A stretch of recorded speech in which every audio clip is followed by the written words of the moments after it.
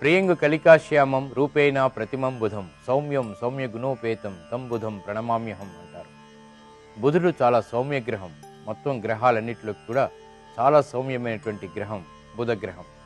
ఈ బుధగ్రహం పాపులతో పాపగ్రహంగాను శుభులతో శుభగ్రహంగాను ప్రవర్తిస్తూ ఉంటుంది. మరి ఈ బుధగ్రహం ప్రతికూలంగా ఉన్నప్పుడు ఎటువంటి ఆహార పదార్థాలని మనం స్వీకరించి ఆ ప్రతికూలతని నివారించుకోవచ్చో పరిశీలిద్దాం. ఆహార విహారాదులు మన ఆరోగ్యాన్ని నిర్దేశిస్తాయి.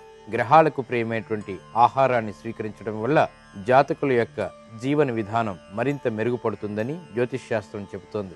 జాతకంలో బుధ సంబంధిత దోషం ఉంటే బుధునికి ఇష్టమైనటువంటి ఆహార పదార్థాలని స్వీకరించాలి. బుధగ్రహానిది పృథ్వీతత్వం. ఈ గ్రహానికి సుగంధ ద్రవ్యాలంటే ఎంతో ఇష్టం.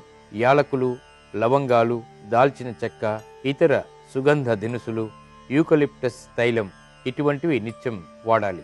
అలాగే సుగంధ తైలాన్ని స్నానం చేసేటువంటి నీటిలో కలుపుకుని స్నానం చేయటం ద్వారా బుధుడు యొక్క అనుగ్రహం పొందగలుగుతాం.